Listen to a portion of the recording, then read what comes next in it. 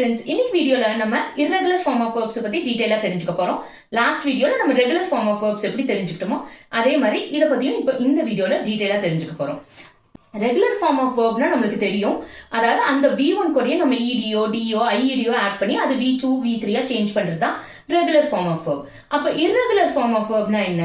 irregular form of verbனா அந்த V1 அந்த base form of verbக்கு நம்ம எதுவுமே பண்ண மாட்டோம். அது இல்லாம வேற வேர்ட்ஸே போடுவோம். அதுதான் வந்து irregular form of verbs. For example கட்னா அதோட V2, V3 ரெண்டுமே சேம் தான். Cut cut cut. புட்டும் அப்படிதான், எந்த சேஞ்சும் இல்லை. Put put put. ரீடும் அப்படிதான், சேம் ஸ்பெல்லிங். ஸ்பெல்லிங் வந்து சேம், ஆனா ப்ரொனன்சியேஷன் வந்து டிஃப்ரெண்டா இருக்கும். V1 மட்டும் தான் நீங்க ரீடா ப்ரொனவுன்ஸ் பண்ணுவீங்க. இது ரெண்டுமே ரெட் கலர் எப்படி ப்ரொனவுன்ஸ் பண்றீங்க? ரெட்டா ப்ரொனவுன்ஸ் பண்ணணும், ரீடுன்னு ப்ரொனவுன்ஸ் பண்ணக்கூடாது. V2, V3 வந்துச்சுன்னா நீங்க ரெட்னு ப்ரொனவுன்ஸ் பண்ணணும்.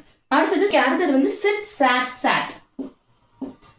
Come, came, come. கோ ஓடுது வெண்ட், கான். ட்ரிங்க் ஓடுது ட்ராங்க், ட்ரங்க்.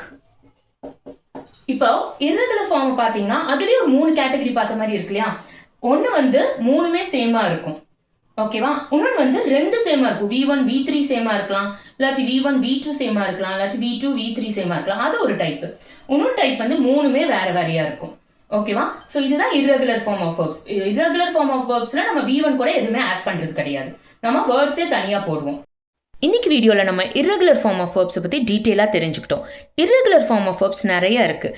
இதோட PDF உங்களுக்கு வேணும்னா லேர்ன் வித் பிரியா ரமேஷ் பேஜை ஃபாலோ பண்ணிவிட்டு கமெண்ட்டில் irregular form PDFன்னு அனுப்புங்க. நானே உங்களுக்கு DM பண்ணுறேன், ஓகேவா? தேங்க்யூ.